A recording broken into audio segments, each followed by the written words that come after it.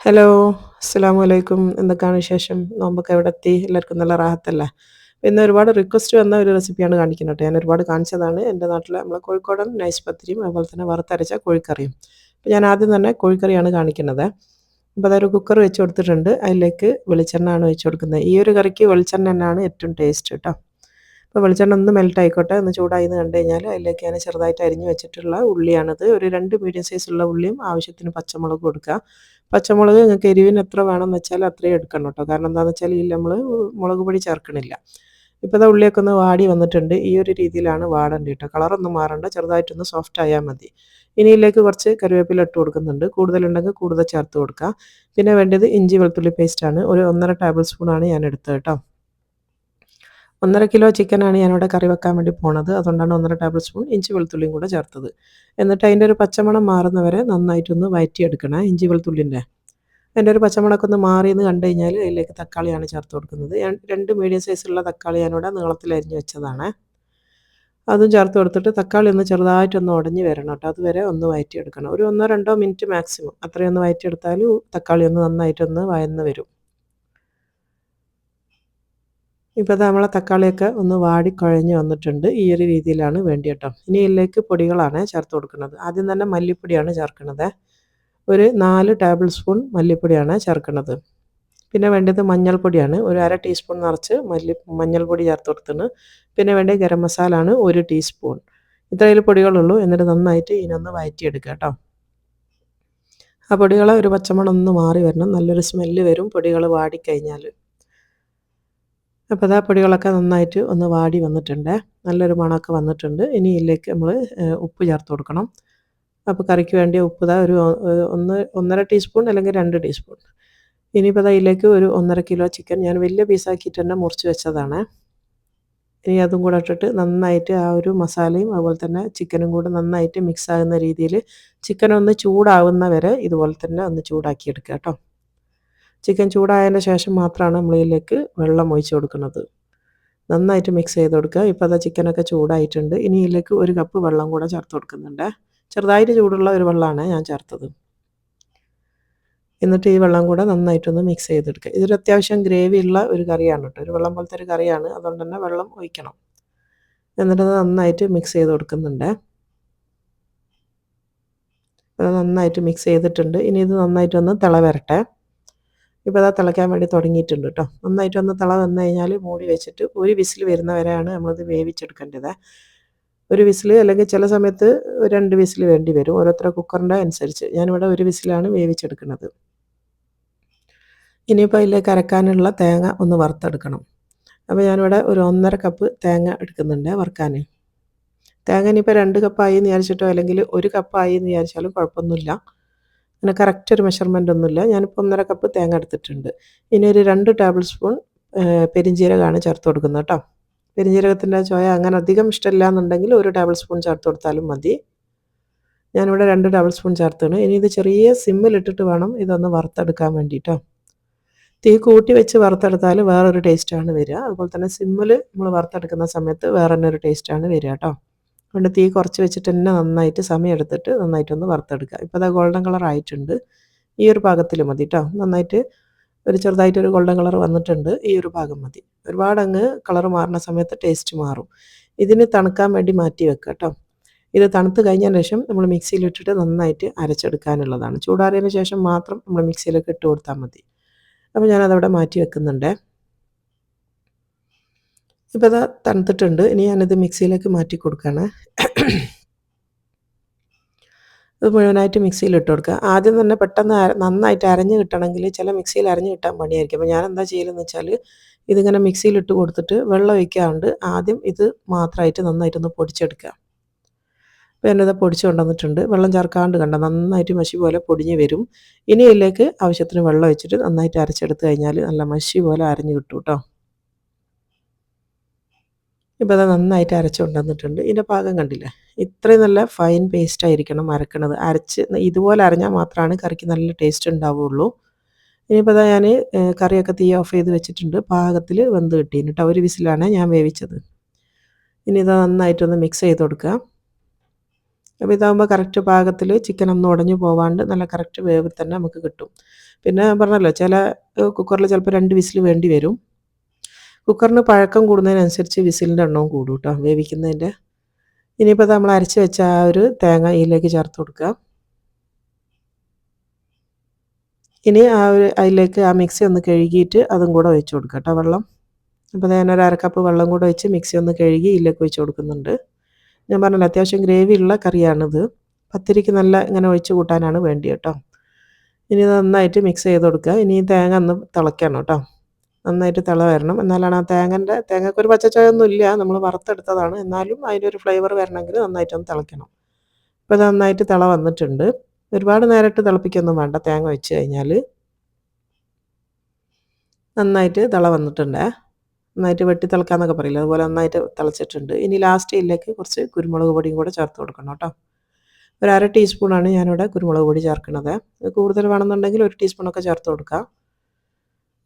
ഇനി ഇതാ കുരുമുളകും കൂടി കൂട്ടിയിട്ട് നന്നായിട്ടൊന്ന് കൂടെ ഒന്ന് മിക്സ് ചെയ്ത് കൊടുക്കാം. ഇത്രയേ ഉള്ളൂ. ഇനി നമുക്ക് ഇതിലേക്കൊരു താളിപ്പാണ് വേണ്ടി കേട്ടോ. ഒന്ന് വറവിട്ട് കൊടുക്കണം. അപ്പോൾ ചെറിയുള്ളി കയ്യിലുണ്ടെന്നുണ്ടെങ്കിൽ ചെറിയുള്ളി എടുക്കണേ. എൻ്റെ അടുത്ത് ഇപ്പോൾ ചെറിയുള്ളി ഇല്ല, അപ്പോൾ അത് ഇറക്കി വെക്കുന്നുണ്ട്. ഇനിയിപ്പോൾ താളിക്കാൻ വേണ്ടിയിട്ട് ഞാനിതാ ഒരു ചെറിയ കുഞ്ഞ് ഫ്രൈ പാൻ വെച്ച് കൊടുത്താണ്. അതിലേക്ക് 1 ടേബിൾ സ്പൂണോളം വെളിച്ചെണ്ണ ഒഴിച്ച് കൊടുക്കുക.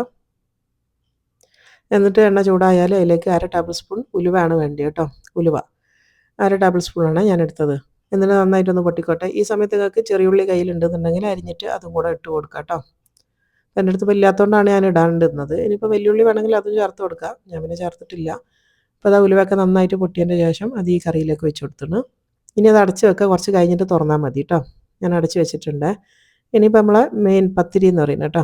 പത്തിരിക്ക് വെള്ളം ഞാനൊരു ഏകദേശം കണക്ക് വെച്ചിട്ട് എടുക്കുന്നതാണ്. നമുക്ക് എത്ര വേണമെന്നുള്ളത് നമുക്കറിയാമല്ലോ. നമ്മൾ സ്ഥിരം ഉണ്ടാക്കുന്നതുകൊണ്ട് ആ ഒരു അളവ് നമുക്കറിയാൻ പറ്റും. അപ്പോൾ നിങ്ങൾക്ക് അറിയാത്ത ആൾക്കാരാണ് ഉണ്ടാക്കുന്നതെങ്കിൽ 1 കപ്പ് പൊടിയാണ് നിങ്ങൾ എടുക്കുന്നതെങ്കിൽ അതിൻ്റെ 1.5 കപ്പ് വെള്ളം എന്നുള്ള കണക്കിൽ എടുത്താൽ മതി കേട്ടോ. അപ്പോൾ ഇതാ വെള്ളമൊക്കെ ഒന്ന് ചൂടാകാൻ തുടങ്ങിയിട്ടുണ്ട്. ഇനി ഇതിലേക്ക് ഒരു 2 ടീസ്പൂണോളം ഉപ്പ് ചേർത്ത് കൊടുക്കുന്നുണ്ട്. അപ്പോൾ ഉപ്പ് ചേർത്ത് നന്നായിട്ട് വെട്ടി തിളക്കണം കേട്ടോ. നന്നായിട്ട് തിളച്ചതിന് ശേഷമാണ് നമ്മൾ പൊടി ഇടുക. പൊടി എന്ന് പറയുന്നത് നമ്മളെ പച്ചരിപ്പൊടിയാണ്, അരിപ്പൊടി, വറുത്ത പച്ചരിപ്പൊടിയാണിത്. ഇത് അപ്പപ്പൊടി അല്ലെങ്കിൽ ഇടിയപ്പപ്പൊടി, പത്തിരിപ്പൊടി എന്ന് പറഞ്ഞിട്ട് വാങ്ങിക്കാൻ കിട്ടുന്ന സാധനമാണ്. ഒറോട്ടിപ്പൊടി അല്ല കേട്ടോ. ഒറോട്ടിപ്പൊടി എന്ന് പറഞ്ഞാൽ പുഴുങ്ങലരിൻ്റെ പൊടിയാണ്. ഇത് പച്ചരിപ്പൊടിയാണ് വറുത്തത്. അപ്പോൾ അത് അരി പൊടിയും കൂടെ ചേർത്ത് കൊടുത്തിട്ടുണ്ട്. എന്നിട്ട് ഇനി ഒന്ന് ഒരു മീഡിയം തീയിലാക്കി വെക്കണം. ഇത്രയധികം തിളയ്ക്കണ്ട. ഒന്ന് മീഡിയം തീയിലാക്കി വെച്ചിട്ട് നന്നായിട്ട് ഇളക്കി യോജിപ്പിക്കണം. ആ സമയത്ത് നന്നായിട്ട് ആ ഒരു പൊടി ഒരു ഭാഗത്ത് പോലും വെള്ളം ആവാണ്ട് നിൽക്കാൻ പാടില്ല കേട്ടോ. എല്ലാ പൊടിയും വെള്ളം നനയണം. അപ്പോൾ നന്നായിട്ട് മിക്സ് ചെയ്ത് കൊടുക്കുക. ആ ഒരു തീ ഓഫാക്കാനും പാടില്ല കേട്ടോ. നന്നായിട്ട് ആ ഒരു തീ ഓണാക്കിയിട്ട് തന്നെയാണ് നമ്മളത് മിക്സ് ചെയ്തെടുക്കേണ്ടത്. പൊടി വാട്ടുക, നന്നായിട്ട് വാട്ടിയെടുക്കുക. അപ്പോൾ നമ്മൾ ഞാൻ പറഞ്ഞല്ലോ ഒരു കൈ കണക്ക് വെച്ചിട്ടാണ് വെള്ളം ഒഴിക്കുന്നതെന്നുള്ളത്. ഈ സമയത്ത് നമുക്ക് വെള്ളം പോരാൻ തോന്നുകയാണെങ്കിൽ തിളച്ച വെള്ളം നമ്മളെപ്പോഴും സൈഡിൽ വെക്കും. അപ്പോൾ തിളച്ച വെള്ളം കുറച്ചും കൂടെ ഒഴിച്ച് കൊടുക്കുകയാണ് ചെയ്യുക. അപ്പം വെള്ളം കറക്റ്റ് അളവ് അറിയാത്ത ആൾക്കാർക്കാണ് ഞാൻ പറഞ്ഞത്. ഇപ്പോൾ 2 കപ്പ് പൊടിയാണ് എടുക്കുന്നതെങ്കിൽ നിങ്ങൾക്ക് അതിൻ്റെ 1.5 ഇരട്ടി എന്നുള്ളതിൽ വെള്ളം ഒഴിച്ച് കൊടുത്താൽ മതി. ഇനിയിപ്പോൾ അതൊന്ന് മൂടി വെക്കുന്നുണ്ട്. ഒന്ന് ചൂടാറട്ടെ. അപ്പോൾ അത് നന്നായിട്ടൊന്ന് ചൂടൊക്കെ ആറിയിട്ടുണ്ട് കേട്ടോ. കൈ കൊണ്ട് തൊടാൻ പറ്റുന്ന പാകം ആയിട്ടുണ്ട്. ഒന്ന് കുഴക്കാൻ പറ്റുന്ന പാകമായിട്ടുണ്ട്. ഇനി നമ്മളൊരു വലിയ പ്ലേറ്റിലോ അല്ലെങ്കിൽ ചെറിയ ചെറിയ ബാച്ചായിട്ട് അങ്ങനെയൊക്കെ കുഴച്ചെടുക്കുക. ഒന്നിച്ച് വേണമെങ്കിൽ അങ്ങനെയും കുഴച്ചെടുക്കാം. ഞാനിത് 2-3 ബാച്ചായിട്ട് ചെറിയ ചെറിയ ഇതായിട്ടാണ് കുഴച്ചെടുക്കല്. ഇനിയിപ്പോൾ കൈ കൊണ്ട് നിങ്ങൾക്കിത് കുഴക്കാൻ ബുദ്ധിമുട്ടുണ്ടെങ്കിൽ ചൂടോടുകൂടി നല്ല സ്റ്റീൽ ഗ്ലാസ്സോ സ്റ്റീൽ പ്ലേറ്റൊക്കെ വെച്ചിട്ട് ഇതിൻ്റെ മേലെ അമർത്തി കൊടുത്താൽ അങ്ങനെയും കുഴച്ചെടുക്കാം കേട്ടോ. ഒരുപാട് ട്രിക്കുകളുണ്ട് ഇത് കുഴച്ചെടുക്കാൻ വേണ്ടിയിട്ട്.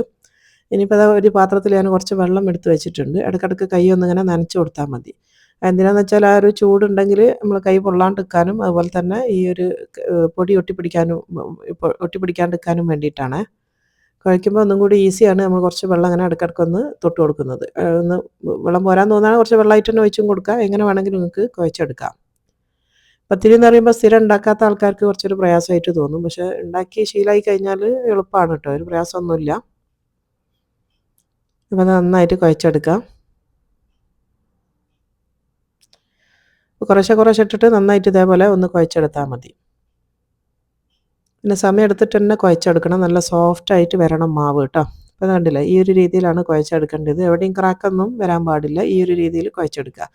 അപ്പോൾ പൊടി ഇങ്ങനെ തൊട്ട് നോക്കിയാൽ നല്ല സ്മൂത്തായിരിക്കണം. ഇതാണ് ഇതിൻ്റെ പാകം എന്ന് പറയുന്നത് കേട്ടോ. ഈ ഒരു രീതിയിൽ കുഴച്ചെടുക്കണം. അപ്പോൾ നമ്മളെ പൊടിയൊക്കെ ഞാനിവിടെ മൊത്തത്തിൽ കുഴച്ചെടുത്തിട്ടുണ്ട്. ഇനിയിപ്പോൾ അത് ഉരുട്ടി വെക്കുകയാണ് ചെയ്യുക. ഏറ്റവും എളുപ്പം എന്ന് പറഞ്ഞാൽ മൊത്തത്തിൽ ഉരുട്ടി വെച്ചിട്ട് പരത്തലാണ് ഏറ്റവും എളുപ്പത്തിലുള്ള മെത്തേഡ് എന്ന് പറയുന്നത്. നമ്മൾ ഓരോ സമയത്തും പരത്തുന്ന സമയത്ത് ഇത് ഉരുട്ടാൻ നിന്നാൽ നമുക്ക് തീരാത്ത പോലെ തോന്നും. ഒരുപാടുണ്ടെന്ന് തോന്നിപ്പോവും. അപ്പോൾ അങ്ങനെ അത് ഒഴിവാക്കാൻ വേണ്ടിയിട്ട് നമുക്ക് ആദ്യം തന്നെ മൊത്തത്തിൽ അങ്ങ് ഉരുട്ടി വെച്ചാൽ മതി. പിന്നെ നമ്മൾ ഇതിലൊക്കെ കാണുന്ന പോലെ ഭയങ്കര നൈസും ചെറുതായിട്ടുള്ള പത്തിരിയൊന്നുമല്ല ഞാൻ ഉണ്ടാക്കുന്നത്. ഞാൻ സാധാരണ കുറച്ച് വലുപ്പത്തിൽ തന്നെയാണ് ഉണ്ടാക്കൽ കേട്ടോ. ഒരു ചപ്പാത്തിൻ്റെ വലുപ്പത്തിലുള്ള ഉരുളായിട്ട് എടുത്തിട്ടുണ്ട്. ഒരുപാട് അങ്ങ് നൈസായിട്ട് ഉണ്ടാക്കുന്ന സമയത്ത് നമുക്ക് പരത്തി തീരാത്ത പോലെ, അതുപോലെ തന്നെ കറി വെച്ച് തിന്നുന്ന സമയത്ത് നമുക്കൊരു എത്ര തിന്നാലും മതിയാവാത്ത പോലെയൊക്കെ തോന്നും. ഇതാകുമ്പോൾ കറക്റ്റ് പാകത്തിലാണ്. ഇനിയിപ്പോൾ ഞാനിത് ഈ ഒരു പ്രസ്സിലാണ് ഇത് പരത്തിയെടുക്കുന്നത്. ഞാൻ ഈ പത്തിരി പ്രസ്സിൽ 2 ഭാഗത്തും കവർ വെച്ച് കൊടുത്തിട്ടുണ്ട് കേട്ടോ. ഇനിയിപ്പോൾ കുറച്ച് എണ്ണ ഇതിൻ്റെ അപ്പുറം ഇപ്പുറം ഒന്ന് തേച്ച് കൊടുക്കാൻ വേണ്ടിയിട്ടാണ്, പറ്റി പിടിക്കാണ്ടിരിക്കാൻ വേണ്ടിയിട്ട്. ഇനിയിപ്പോൾ കവർ ഇല്ലാണ്ട് വേണമെങ്കിൽ അങ്ങനെ ആക്കാം. കവർ വെച്ചാൽ ഒന്നും കൂടെ സ്മൂത്തായിട്ട് നമുക്ക് പെട്ടെന്ന് പരത്തി കിട്ടും, അധികം അമർത്തേണ്ടില്ല. ഇനിയിപ്പോൾ ഇതാ ഓരോ ഉരുള നമ്മൾ ഉരുട്ടി വെച്ച ഓരോ ഉരുള എടുക്കുന്ന സമയത്ത് ഒന്നും എടുത്തിട്ട് ബാക്കി അടച്ച് വെക്കണേ പാത്രം എപ്പോഴും, അല്ലെങ്കിൽ പെട്ടെന്ന് അങ്ങ് ഡ്രൈ ആയി പോകും. പിന്നെ നമ്മൾ ഒരുപാട് നേരം ഇട്ടിട്ട് കൈ വെച്ചിട്ട് ഉരുട്ടേണ്ടി വരും. അപ്പോൾ അതുകൊണ്ട് എപ്പോഴും ഒരു ഉരുള എടുത്ത് കഴിഞ്ഞാൽ ബാക്കി കവർ ചെയ്ത് വെക്കുക. അപ്പോൾ നന്നായിട്ട് ഉരുട്ടി നല്ല സ്മൂത്തായിട്ട് നല്ല ബോളാക്കി എടുക്കണേ. അതാ ഞാൻ ഉരുട്ടി എടുത്തിട്ടുണ്ട്. ഇനി അത് ഈയിൽ വെച്ചിട്ട് ഒന്ന് അമർത്തിയെടുക്കുക. എൻ്റെ പ്രസ് കുറച്ച് പഴക്കമുള്ളതായതുകൊണ്ട് 2 പ്രാവശ്യം അമർത്തണം. ഒരു ഭാഗം ഒന്ന് പരന്ന് കിട്ടാൻ തിരിച്ച് വെച്ച് കൊടുക്കണം. അപ്പം അത് എല്ലാവരുടെ പ്രസ്സും അങ്ങനെ ആയിരിക്കില്ല. ചിലപ്പം ഫസ്റ്റ് ഇതാക്കുന്ന സമയത്ത് തന്നെ നന്നായിട്ട് പരന്ന് വരും. ഞാനിപ്പോൾ ഒന്ന് അപ്പുറം ഇപ്പുറം ഇട്ട് കൊടുത്തിട്ടാണ് പരത്തിയെടുക്കുന്നത്. ഞാൻ ഭയങ്കര നൈസായിട്ടല്ല, എന്നാൽ അത്യാവശ്യം നല്ല വലുപ്പത്തിൽ തന്നെയാണ് ഞാൻ പരത്തിയെടുത്തത്. ഇതിൻ്റെ വലുപ്പം കണ്ടില്ല. അപ്പോൾ ഈ ഒരു കട്ടിയിലാണ് ഞാൻ എടുക്കൽ കേട്ടോ. ഒരുപാട് ഇങ്ങനെ നൈസല്ല, ഈ ഒരു കട്ടിയിൽ. അപ്പോൾ ഇതുപോലെ എല്ലാം പരത്തി വെക്കുക. ഞാനിപ്പോൾ അത് കംപ്ലീറ്റ് പരത്തി വെച്ചിട്ടുണ്ട് കേട്ടോ. അപ്പോൾ നമ്മൾ ഓരോന്ന് പരത്തി ചുടുക അങ്ങനെയൊക്കെ ചെയ്യട്ടെ വേണമെങ്കിൽ. ഞാൻ ചെയ്യുന്ന മെത്തേഡാണ് കാണിക്കുന്നത്. ഞാനത് മൊത്തത്തിൽ പരത്തി വെക്കലുണ്ട്. അപ്പോൾ കംപ്ലീറ്റ് ഞാനിവിടെ പരത്തി വെച്ചിട്ടുണ്ട്. ഇനിയിപ്പോൾ അതാ നമ്മൾ പത്തിരി ഇടുന്ന തവ ചൂടാക്കാൻ വെച്ചിട്ടുണ്ട്. അതിലേക്ക് ഒരു 3 എണ്ണം വെച്ച് ചുട്ടെടുക്കുകയാണ്. ഇതിപ്പം വലുതായതുകൊണ്ടാണ് 3 എണ്ണം കേട്ടോ. ചെറിയ പത്തിരിയൊക്കെയാണ് ഉണ്ടാക്കണമെങ്കിൽ 4ഉം 5ഉം ഒക്കെ ഒന്നിച്ച് വേണമെങ്കിൽ ഇടാം. അപ്പോൾ ഞാൻ വേഗം പണി ചെയ്യാൻ വേണ്ടി കുറച്ച് വലുപ്പത്തിൽ തന്നെയാണ് ചുട്ടെടുക്കൽ. ഞങ്ങൾ പിന്നെ 5 ആളുണ്ടല്ലോ, അപ്പോൾ അത്യാവശ്യം പത്തിരി വേണം. അപ്പോൾ അതാ ആദ്യത്തെ മറിച്ചിടൽ വേഗം മറിച്ചിട്ട് രണ്ടാമത്തത് അടിഭാഗം ഒന്ന് വെന്തതിന് ശേഷം മറിച്ചിട്ട് കൊടുക്കുക. മറിച്ചിട്ട് കഴിഞ്ഞാൽ ചൂടാകുന്നതിനനുസരിച്ച് പെട്ടെന്ന് ഇത് ബോൾ പോലെ പൊള്ളി വരും കേട്ടോ. അപ്പോൾ നമ്മൾ പത്തിരി ഇടുമ്പോൾ ശ്രദ്ധിക്കേണ്ട എല്ലാ സ്റ്റെപ്പും മെയിൻ തന്നെയാണ് കേട്ടോ. നമ്മൾ ഇത് ശ്രദ്ധിച്ചാൽ പത്തിരി നന്നാവും, അത് ശ്രദ്ധിച്ചാൽ പത്തിരി നന്നാവും എന്നുള്ളതല്ല. ഈ കോഴിക്കോട് ഭാഗത്തേക്കുള്ള നമുക്ക് പത്തിരി നമ്മളെ പത്തിരി തന്നെയാണ്, നമുക്ക് വേറെ ഒരാൾക്കും നമ്മൾ വിട്ടുകൊടുക്കാത്ത, നമ്മൾ തന്നെ ഉണ്ടാക്കണം എന്നാലേ ശരിയാവുള്ളൂ എന്ന് പറയുന്ന ഒരു ഇതാണിത്. കോഴിക്കോട് മാത്രമല്ല, കോഴിക്കോടും മലപ്പുറവും ഈ ഒരു പത്തിരി എന്ന് പറഞ്ഞാൽ അത്രയും പ്രധാനപ്പെട്ട ഒരു സാധനമാണ്. ഡെയിലി 365 ദിവസം എന്ന് പറഞ്ഞാലും ഉണ്ടാക്കുന്ന സാധനമാണ് ഈ ഒരു പത്തിരി. അപ്പോൾ നന്നായിട്ട് കുഴയ്ക്കണം, നന്നായിട്ട് വാട്ടണം, നന്നായിട്ട് ഉരുട്ടണം, പരത്തുന്നത് ശരിയായിരിക്കണം. അങ്ങനെയൊക്കെ ആണെങ്കിൽ മാത്രമാണ് ഈ ഒരു രീതിയിൽ പൊള്ളി വരിക. എന്നാൽ മാത്രമാണ് നല്ല പത്തിരി ആയിരിക്കുക കേട്ടോ. അപ്പോൾ അതാ എല്ലാം ഞാൻ വേഗം വേഗം ചുട്ടെടുക്കുന്നുണ്ട്. ചുടൽ പിന്നെ ഈസിയാണ്. ഒന്നിച്ച് നമുക്ക് പരത്തി വെച്ച് കഴിഞ്ഞാൽ ഒരു കസാല ഇട്ട് നമുക്ക് അടുപ്പിൻ്റെ അടുത്ത് വേണമെങ്കിൽ ഇരുന്നിട്ട് നമുക്കിത് ചുട്ടെടുക്കാം. ഞാൻ അങ്ങനെയാണ് ചെയ്യൽ കേട്ടോ. മറ്റത് അപ്പം പരത്തുന്ന സമയത്ത് നമുക്ക് നിന്നും കൊണ്ട് ഓരോന്ന് പരത്തി ഇപ്പുറം ചുട്ട് നമ്മളിങ്ങനെ ശ്രദ്ധിക്കേണ്ടി വരും. ഇതാകുമ്പോൾ ഒന്നിച്ച് പരത്തി വെച്ച് കഴിഞ്ഞാൽ നമുക്ക് റിലാക്സ് ആയിട്ട് ഇത് ചുട്ടെടുക്കാം.